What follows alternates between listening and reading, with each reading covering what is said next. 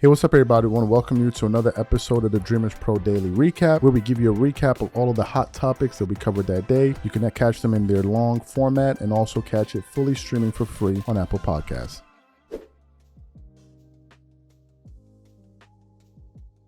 If you saw the two videos that we published on the channel yesterday, you would see that I said I was very tired, or I was under the weather a little bit, so I didn't even have much energy to shoot the shows that we did yesterday. And there were a slate of games on last night, but to be frank with you, I didn't have the strength to watch none of them. Now, I was unaware that the Lakers, I was aware that the Lakers were going to be playing against the what's the team? They're going to be playing against the Charlotte Hornets, right? And going into that game, I had made my mind up that the Lakers are going to win the game, right? Because the Hornets, coming into the game, had only won 13 games this season. They were getting LaMelo Ball back, but the Lakers have more talent. And given the fact that they haven't been playing well over the last 4 or 5 games, one would think that, okay, the Lakers will come out here with some urgency and try to put forth a solid effort, especially at home. So when I went to bed, I think the Lakers were leading that game. I went to bed. I said, okay, Lakers are winning. When I wake up in the morning, they'll definitely win. Then I'll wake up in the morning to see the box score that the Lakers lost 117 to 135. And they gave up almost 135 points in that contest. And I said to myself, yeah, we're in trouble. And I was absolutely right when I said the season is over for the Lakers about 2 to 3 weeks ago, where people thought that I was over exaggerating or trying to exacerbate something that's not really an issue. But now you can see it. So let's go straight to the box score. This was a bloodbath. In the first half, if I'm just looking at the score here, the Hornets scored 64 points to the Lakers 55 points, right? So they're averaging about 32 points a quarter. That lets you know when you're giving up over 30 points a quarter, you're not playing good defense. I remember when I used to play NBA 2K, any one of them, and my goal was always to keep a team below 30 points in a quarter. And it used to infuriate me when I would give up more than 30 points in a quarter, because I know I'm not playing defense very well. And that's exactly what the Lakers did. So they gave up about they gave up about 32 points per quarter in the first half. Miles Bridges went off with 17 points in the first half. They gave up a lot of threes. They gave up 7 threes and 19 looks. On the Lakers side, they were hitting their threes. They were 50% from the three-point line in the first half, going 9 of 18 from the floor. If I look at them on the boards, they were out rebounded in the first half, 9 rebounds, right? There was a 25-16 advantage. So that can begin to tell you some of the problems that they had there. They gave up 6 offensive rebounds to their 5. So you had that issue going on there as well, even though the Lakers did have a free throw advantage going into the second half. Now, if we look at the second half stats of this game, they gave up 71 points. Fantastic. So they were giving up about 35 points a quarter in the second half. This is excellent. 35 points in the second quarter, meanwhile scoring 32 per quarter. This is excellent. I mean, this is how you really get your ass whooped in the NBA. Then you factor in the fact that they only shot 20% from the 25% from the three-point line. In the second half, they did shoot 15 free throws. In the second half, they had only 19 rebounds, again being out-rebounded by a margin of 9 rebounds in the game. And if you look at the overall box score, the Lakers were out-rebounded 50 rebounds to 35. That's your problem. If you look at the rebounding, there's not a single Laker that even had 10. The highest rebounder on the team was LeBron James, who had 9. When your forward is the one leading your team in rebounds, you have a problem, especially given the fact when you have a guy like DeAndre Ayton, who's getting 6 rebounds per game. So you have that issue there as well. Let's look at the box score. Jake LaRavia played well. He scored 18 points. Marcus Smart, he played decently. He had 10 points.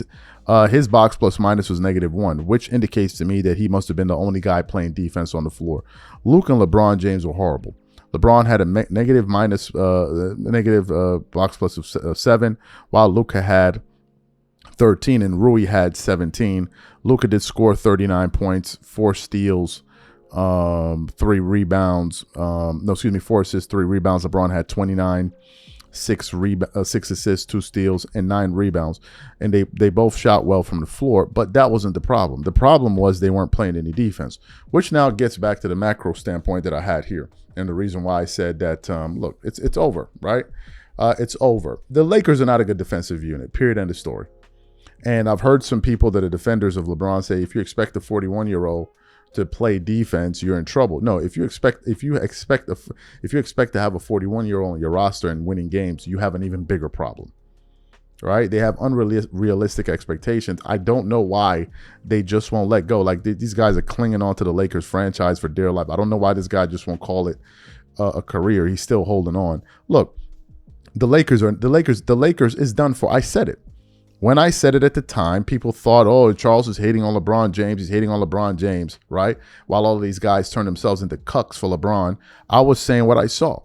Now, if you look at the standings right now, the Lakers are the number 5 seed in the Western Conference. They're tied for losses with the Houston Rockets, but these other teams that they're tied with, like the Rockets and teams that they're behind, they're playing competition every single night. The Lakers have a very, very easy schedule. And what was happening before was, even though they had an easy schedule, they were still capitalizing off of the games and winning the games that they were meant to win, even when playing against bad teams. And we kind of felt like, okay, they probably lose against good teams. But what's happening now is that they're losing against they're losing against the bad teams. I thought that this game was going to be a foregone conclusion. Now they're going to be playing against Portland on Sunday, if I'm not mistaken. It's Sunday or Saturday. And then they have the Hornets. So look, they have to get the game in Portland. Now Portland is not a very good team, although they're in the play-in picture. They're 20-22, right? So they're competitive to a certain extent. They should win that game. And then from there on, they're just going to run a gauntlet because they're going to be playing the Nuggets and the Clippers back-to-back. I think the Clippers are going to beat them. Then they have the Mavericks. We'll see how that game goes. Then they have the Bulls and they have the Cavs. And then things get a little bit dicey there. So they need to start winning games, number one. Number two, the Lakers over the last 10 games have been a 500 ball club. Right? They've been a 500 ball club. If I look at the Lakers stats over the last 5 games, for example, or the last 10 games to give you guys a better snapshot of what these guys are doing, they're giving up about 115 points per game over the last 10 games. They're not playing any defense whatsoever because they don't have the makeup to do it. Luka Doncic looks like he's put on a few more pounds again. It looks like JJ Redick is what do you call it in boxing when the boxer releases the rope? Like, it's like these guys are in a total daze right now, and it's over. I told you guys this before. It's over. And I said it, and I'm not backing down from my position that I felt that this season was over the minute LeBron returned. I sincerely believe that. And I believe that if you switch LeBron with Austin Reeves and you keep the same unit, they would have a better record than they do with LeBron. I sincerely believe that. I sincerely believe that. So hope you're happy. Hope you're happy. This season is a wash. It's a waste of time. I'm not backing down from this position. And I said it before, and I'm going to say it again. I'm going to reiterate my sentiments. Look, I said that LeBron James has ruined this franchise. I sincerely believe that. It has been nothing but turmoil since this guy's gotten there. Turmoil, chaos. His ridiculous fans found a way to infiltrate the building. And it's just been a total mess. You have honey stuck all over the floor. One's flying in the sky. It's been a total mess, right? But at the time that the news was circulating about LeBron potentially becoming a Los Angeles Lakers, some fans, or a lot of Laker fans, were not excited about the idea. Not because LeBron wasn't a great NBA player, it was because of all of the antics and everything that comes with this guy, right? That's why a lot of fans were trepidatious about it. Now, fast forward to this year. When we got the news that LeBron was going to be missing a bunch of games, I was celebrating. One of the reasons I was celebrating is now because finally I can support the team that I've been supporting since the early 2000s, so like 2002, 2003. So I can finally watch the team now. And I wanted to see how this team would do without him. Now, some people wrote them off as not being a good team without him. I thought they would be a decent team. I said it, the videos are out there, so I'm not, like, liars have no proof. I have the proof. It's on the channel. So I was saying this. But I was always worried when he would return because I thought, especially how the Lakers were playing from a chemistry standpoint, how they were playing on the floor, they were a much better defensive team, although they were not a great defensive team. I felt like him coming back was going to ruin everything that they had built. Right? This is what I felt. And sure enough, when he came back, He picked strategically the worst teams to play in the Western Conference in the Utah Jazz in back-to-backs. And I remember when he came back that first game, and I think he had 11 points and 10 assists or something like that, or 10 points, 11 assists. And I remember some LeBron fans like Lowe and all of these other clowns running around here, twerking it up all over the internet, pouring honey all over each other's booties, talking about LeBron gives the Lakers something that they didn't have. I'm like, look at these idiots here. Look at these idiots here. You're talking about he gave them something they didn't have against the bloody Utah Jazz. Wow. Very insightful stuff that you guys are giving out. Like, very insightful analysis, man. You should be on ESPN with this kind of stuff. So they were doing that, but I still felt like he was going to ruin the team. And then what happened? He started playing with, of course, Austin Reeves. Immediately, you saw Austin Reeves' numbers take a hit. And then they started losing, right? And then what happened? Austin Reeves eventually got injured. And I said, okay, let's see what he can do now that it's, instead of Luka and Reeves, it's LeBron and Reeves. And it's been a total disaster ever since, right? As we currently speak, the Lakers are a 500 team over their last 10 games. So not too long ago, I put up a poll on our channel, and please make sure you guys go vote on this poll. And I asked the audience, I said, should the Lakers move LeBron James by the trade deadline, right? Maybe I should have phrased the wording different. And in the 2 hours, we have about 3,000 voters. Of the 3,000 voters, 89% of them are saying yes. 11% of them are saying no. I want to get into some of the things that people are saying. Trade him to Shady Pines retirement home. I wish they could cut him, but he has a no-trade clause in his contract. They should trade his son to send a message. His contract expires in March, so it doesn't matter. It's a win for LA. Another guy said, bro, he is killing this team. Just pay him out and dump him and Bronny Jr. The Lakers were so happy for 15 games at the beginning of the season. Now the cloud is over them. Another guy said should be an option of retiring. Another guy said send him home like Chris Paul. Another viewer, move him sooner. Who wants the drama on their team? The man has a no-trade clause written in his contract. It would be wise, though, to bench him and reduce his minutes significantly. However, I don't think J.J. Redick has the courage to do either of those things. Get him gone now. He has a no-trade clause. The season was over before it started. Doesn't he have a no-trade clause? That's why maybe I should have, instead of trade, I should have said maybe sent him away or something like that. I know he has a no-trade clause, but I knew people were going to bring that up. Another viewer said, someone needs to be a real coach and tell him he is riding the pine till he can prove that he can play defense. Another guy said, does Bronny go with him? Another viewer said, yes, but business-wise, they're not going to. Another viewer said, the face of the league deserves to go on his own terms. Another guy said, trade him for JJJ and Kuminga. No trade clause. So people are hanging on to that. I already know he has a no trade clause. I should have changed the word. But anyway, people are saying it. So basically, the general sentiment is people want him gone. That is the general sentiment here. They want him gone.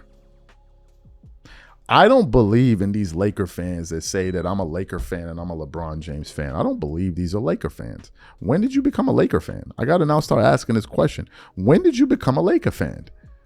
I don't really believe you're like, who are these Laker fans that say this? I support them, whatever. But no, that's not true. That's not true. If the Lakers were going to get Larry Bird, Laker fans wouldn't be happy about that. They don't want Larry Bird. If the Celtics were going to get Magic Johnson, they don't want that.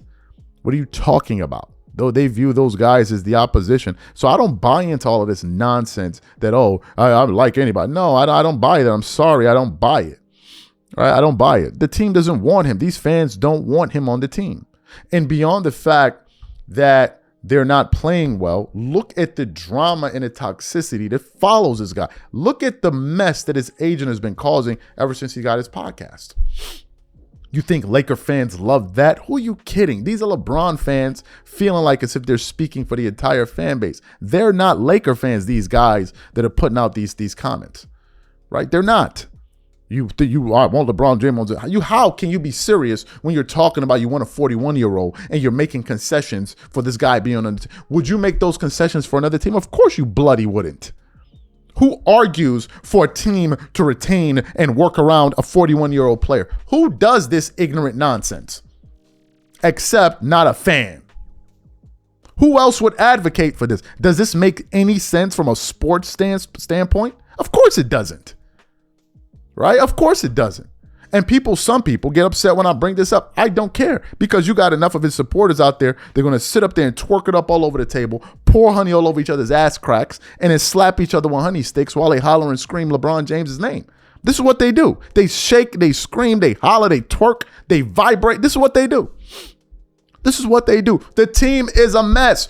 Not just on the basketball court, but just so the conversation. I mean, for bloody, his agent is running around talking about what moves that they should make, and no one has introduced the term conflict of interest to Rich Paul. No one ever mentioned that to him. No one ever said conflict of interest. It's just, it's a mess. It's a mess, and I cannot wait for this season to be over. I'm not saying LeBron should retire. LeBron should do whatever the bloody hell he wants. But in terms of being a Laker, man, move this dude out of here, bro. I didn't see enough games with dude laughing on the sideline with the opposing team while Luke and all them, and they trying to get in a huddle. But you talking about Laker fans want him. Who are these Laker fans that want to see that? Who? These are LeBron James fans that make concessions for this nonsense. Like, what are we talking about here? When did you ever see Kobe, even in the twilight years when the team was losing and they're calling a timeout, he's over there laughing with the other team? And when they're calling a timeout. What are we talking about here? What are we talking about? Oh, man, if you're not a Laker fan, you're not. Man, knock it off with all that nonsense, man. Let the season come to an end. He can go to another team and y'all can carry your buckets of honey over there and go pour it all over the building over there, man. Y'all go do that.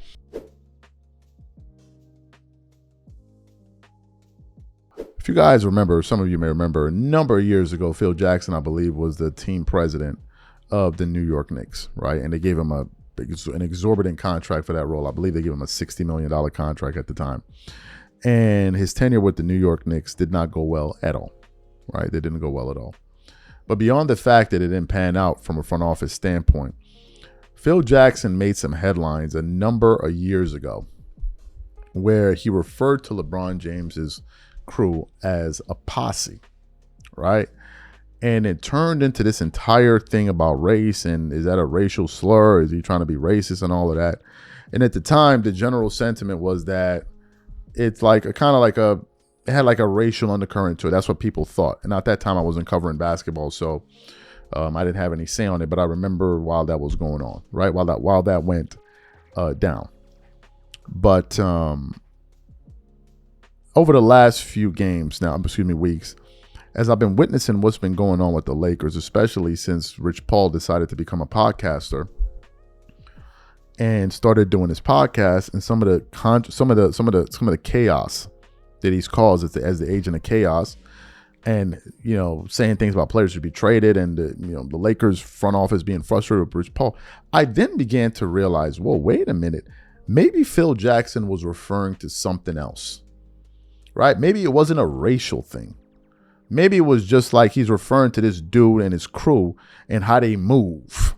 Right? So I had to go back and look at that article and revisit it and say, no. Maybe it meant something else. Maybe there wasn't a racial component to it. And maybe we needed to just kind of look at it from through a different lens now that we have more information and we're seeing how these guys used to operate behind the scenes. And we're seeing it open, how it happens in public. So let's get into this article here.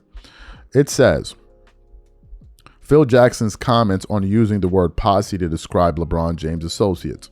New York Knicks president appeared on CBS Network We Need to Talk on December 6th and offered his first public comments on his decision to use the word posse when describing LeBron James' associates via James Herbert of CBS Sports. Herbert noted that host Lisa Leslie asked Jackson if he would like to take back his remarks. Jackson replied, "That's a topic I'm not going to discuss because, one, we're not supposed to discuss the other team's players in this position that I have. So I violated one of the tenets of our thing. And the obvious thing is the word itself carries connotation. And I just don't understand that part of it, the word. So I guess word choice could be something I could regret." Jackson didn't have an issue discussing the Cleveland Cavaliers superstar during an interview with Jake McCullum, McMullen, I can't say the name of ESPN. In November, he criticized James and used the word, "You can't hold up the whole team because you and your mom and your posse want to spend an extra night in Cleveland. I do know LeBron likes special treatment." The Cavaliers were in New York for a game against the Knicks on December 7th, and James said he was not interested in discussing Jackson's use of the word with the former coach while he and his teammates were there, per Dave McMenamin of ESPN. James also pointed to the racial undertones of the word, per Dave McMenamin. "Didn't affect me, just how much further we still have to go and how far we still have to go as an African American, even in the light of today." James previously said of Jackson, I believe the only reason he used that word is because it's young African Americans trying to make a difference, per Jordan Hack of Sporting News. Dave McMenamin noted that James lost respect because of that comment. All right. Here are my thoughts, and of course Jay-Z commented on it. I think we took the wrong position at that time. I think now that we have more information, it wasn't about that. I think we took the wrong position. And I'm going to tell you why. Given the fact that he was talking about them holding up a plane because they wanted to spend an additional night in Cleveland, I think you can have an opinion on that. Number one. Number two, let's fast forward to the modern day. Let's come to the modern day. How would you describe how these guys move, bro? Talking about clutching these guys. How would you describe how they move? Do they move like angels and sweetheart and cupcakes? No. They moving like wolves, bro. They moving like wolves out here. You got NBA dudes, they got podcasts, afraid, running for the hills to give you an honest take on these cats, man. They running for the mountains, man. They're up there in the sticks, man, with the mountain lions hunting. They in the sticks right now. They don't want nothing to do with keeping it a bean over these subjects. Look at what's going down with the Lakers, bro. Look at the stuff that Rich Paul has been doing over the last week. Just look. And the only reason we know it now is because we can see it. We can see it in broad daylight because of the things he's been saying in the past. So imagine how these dudes been moving for all these years. And here's the other thing. Phil Jackson wasn't the first person to say this. They're the only one to say it. Pat Riley also tried to run that game on them, and he was like, no. So you have a situation where Phil Jackson is saying it. You have a situation where Pat Riley is like, nah, you're not running nothing over here, bro. I'm the boss on this team here. And then you witness what's going down with the Lakers. And I'm like, hold up. I don't think this got nothing to do with race. I think this got to do with how y'all move. You think LeBron is the only one that had a crew? Like, let's keep it. You think LeBron is the only one that had a crew? No other NBA players don't have no crews. Of course not. Of course not. When you got to put out statements of who controls the Lakers and this, we don't control the Lakers, that says something in the background. And Phil Jackson just had the balls to say it. And at the time, it was this racial thing. Now that I'm looking back, I don't believe it was racial at all. I don't believe it was racial. And I think that at times LeBron used that racial thing to turn himself into a sympathy figure. Because there were other times when he came to stand up for black men and he did not say a mumbling word. Do I need to refer you to Kyrie Irving? He piled on. He didn't even defend Kyrie. He piled on. Well, there's a black guy to defend. He didn't defend him. What about Russell Westbrook and all the stuff that was going on with him in LA when they were calling his family out of his name? Name one time when LeBron came out and said, hey, we need to knock this off. Enough is enough. We're losing as a team. Did he defend Russell Westbrook? No. So where's all of this black man, and black man, and black man, and all this black man nonsense? No, I think that what happened was he saw a role that he could play and he took advantage of it. And try to fashion himself as, I'm the black guy and I'm the one standing up for black rights. I don't believe none of that, bro. You didn't stand up for Kyrie. You didn't even help him. You just went on there and threw Son right under the bus. When the whole NBA threw him under the bus, you threw him under the bus too. Talk about you got to be careful with the stuff you say. What did Kyrie Irving say? What did he say? Nothing. But you threw him under the bus. Plain and simple.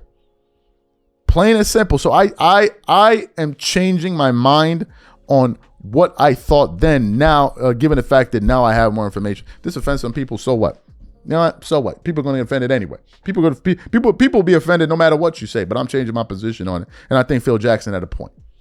I don't think he was talking about all black people and black posse. No, I think he was talking about how these dudes move. And they tried to run game on Pat Riley in Miami, and Son said no. He said no. Y'all are not running nothing over here, bro. Y'all are not shareholders in the team. Y'all are not executives on the team. Y'all are not running nothing over here.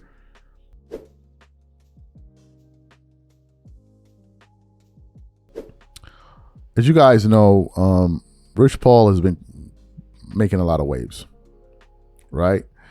He's been making a lot of waves with some of the things that he's been saying, suggesting that Austin Reeves should be traded, talking about the Lakers franchise. We reported on this when we've done lives about him being confronted by Austin Reeves' agent. We've also done lives talking about the Lakers front office not being happy with the things that Rich Paul has been saying on his podcast. We've done this already, right? And usually what happens is in media is that these guys have a lot of defenders that refuse to give you a sincere take. But one person, and I gotta be honest with you, really, really surprised me when he called out Rich Paul for being unprofessional. And that person, believe it or not, is Shannon Sharpe, right? Shannon Sharpe, I came across a video, and we were not going to even shoot this. I was just getting ready to shoot the other videos we had. And I saw the thumbnail where he says, "You're talking too much. Unc and ISO call out Rich Paul for unprofessional Austin Reeves trade talks." I was stunned by this because Shannon Sharpe is a huge LeBron James advocate, and he seems like one of those people that always defend something that LeBron does or that comes from his camp or something like this. So I was very, very surprised. You know why? Because usually he defends LeBron. But in this case, I think Shannon said what's obvious. The obvious thing is to say what Shannon Sharpe is saying. That's the obvious thing. It's obviously unprofessional. Obviously, right? Normal people would characterize it as such. Others will try to dance around it and twerk it up and pour honey all over each other's ankles and do that kind of dance. So what we want to do is play what Shannon had to say here about Rich Paul. I want you guys to take a listen to it. And then we're going to come back and continue on the show. Take a listen to Shannon Sharpe here. This is right up your alley right here, Joe. Rich Paul suggested the Lakers should trade Austin Reeves for Jaren Jackson Jr. Is Jaren Jackson Jr. Rich Paul client? Caused significant ripples, but in fact, the tensions reached the sidelines on Tuesday night when AR's agent, Reggie Berry, confronted Paul. One of Austin Reeves' agents reportedly confronted Rich Paul at the Lakers game, per Dave McMenamin. One of Reeves' agents, Reggie Berry of AMR Agency, approached Paul on the sideline near half court at halftime of the Lakers-Hawks game Tuesday night. The two people spoke for about 5 minutes or so. And the topics of conversation was Paul's public trade scenario regarding Reeves. Rich Paul has a podcast. Rich Paul, and look, I like Rich, but Rich Paul is talking like he's not an agent. Right. He's talking like you and I. This is something we might have should have suggested. But for an agent that has one of the biggest names, and you know, he's talking about Jalen Johnson, who's one of his clients. He's talking about this and that. But what were your thoughts when you heard that a current agent getting on his podcast and playing out scenarios for teams in which one of his players is on said team? You're going to get yourself in trouble, because if you talk long enough, Joe, you're going to say something that you probably shouldn't have said. Right. Now, Rich knows better. He knows, just like what he said about LeBron and things of that nature, you have to be careful in a situation like that. And I'm glad LeBron came out and said what he said, because I don't think but people will automatically try to tie it to LeBron. Yeah. Because that's LeBron's agent. LeBron says, well, y'all know how I feel about AR. Yeah. And I think LeBron does hold him in very high regard. But I just thought in this situation right here, if you want to have a podcast, have a podcast. But when you're talking about, I just looked at this. I don't know how professional this is. I would have a problem with that. From an agent standpoint? Yes, I would have a problem about that, about you talking about somebody else's client. Obviously, AR is rep by AMR. Jaren Jackson Jr., Triple J, is rep by CAA.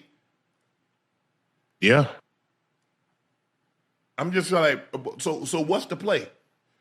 He looking out. I guess he called himself looking out for the Lakers. Excellent. So you heard what Shannon had to say. What are my thoughts about this? Look, guys, it's obvious. It's obvious this is unprofessional. Obviously. Like, and the part that kills me is like, so wait, you have a podcast, so you're no longer an agent? Of course you're an agent. And you're representing LeBron James that plays on the team. It's not like as if LeBron is even playing on another team. He plays on that same team.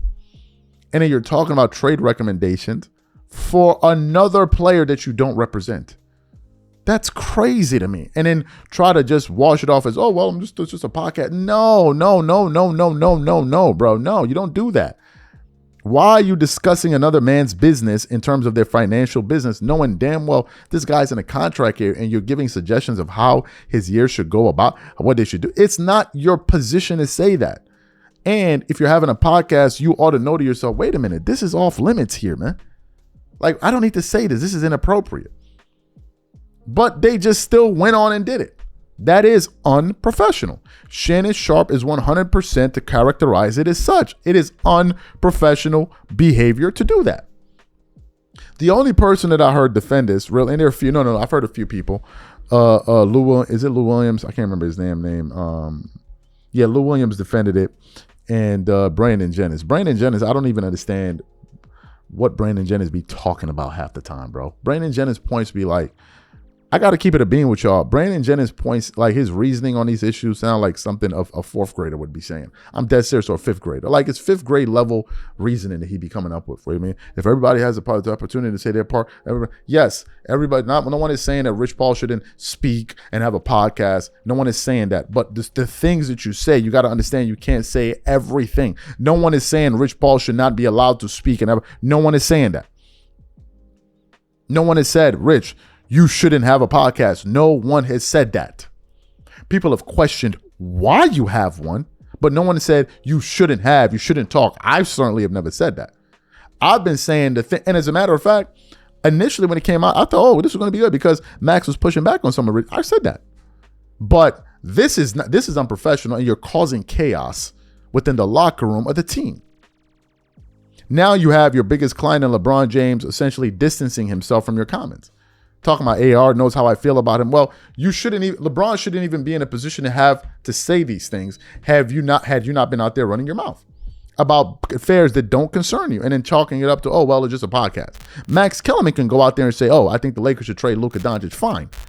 Right? Fine. Max Kellerman is not an agent. He's just a sports commentator, a sports personality, giving his thoughts on the issue. Fine. Fantastic. No one is going to stop Max from doing, even if you disagree with his viewpoints, fine. There is no conflict of interest there. But in your case, you're an agent. Number one. And number two, and I'm surprised no one has brought this up, this is tampering. This looks a lot like tampering to me, but no one is going to say anything. No one is going to say a bloody thing, right? All these NBA players just look at it and see it and, derp, I didn't see it. Oh, I didn't see it. Did you see it? We ain't see it. I ain't see it. Oh, I guess we ain't see it. Let me just go the other way and look the other way. Bro, like, why y'all? What? I don't know, man. You would think that when you have money, you will have liberation, man. You feel free. You have the confidence to say what you want. But it seems like when it's just in you, man. When you ain't got the capacity to keep it a bean at all, and like it's just a problem. It's a problem to me because we don't need to hear that weak stuff. We don't need to hear that. We don't need to hear it, bro. If you're not gonna go all the way with it, like, then don't say nothing at all. Don't nobody want to hear this watered down mumbo jumbo y'all be throwing on the table, bro. Don't nobody want to. Y'all could have kept that. Y'all could have kept that to yourself, bro. Don't nobody want to hear this no more, man. Like after a while, it gets you're not running a game on people like, yo, I played in the NBA. So nah, dog, hey, we done with that. We in content. We not playing basketball right now. We're talking content. You're in the news business. You're meant to give your honest opinion on things, not come up here and pull rank. Oh, I played in the NBA, son. You ain't playing the NBA. So whatever I say, go. Nah. If you saying some BS, we gonna call you out on it. Forget about that, bro. Like, nah, y'all trying to, they be trying to run game on their viewers. And they be trying to sun their viewers. Nah, man, I play in the NBA. You don't know what you're talking about. Go sit down over there, bro. You don't know what you're talking about. If I say this and I say that, it is what it is. They trying to beat y'all in the head with their nonsense. That's exactly what they're doing.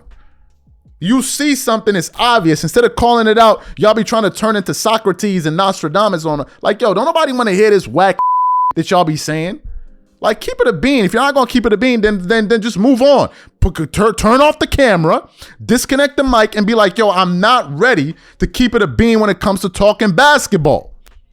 Just turn off the mic, bro. You ain't got to do this. I'm sure there's another way to make some money. And most of y'all be going at Charles Barkley. At least no one is wondering, what does he think? At least. Don't no NBA player that got a pop, except with the exception of a very few, is willing to keep it a bean all the way to the point where another player be like, yo, I'm not rocking with him no more, bro. I'm not rocking with him no more. They do that all the time for Charles Barkley. The rest of this is just a bunch of nonsense. I'm just keeping it honest with you. We be looking at the obvious answer and dudes be dancing around it. Bro. Like, it's annoying. Then you got to leave it to independent guys to come say what y'all should have said. Unreal, bro. Unreal. I done told y'all this NBA media stuff ain't about shit. I've been in this game for 6-7 years and I'm understanding it ain't about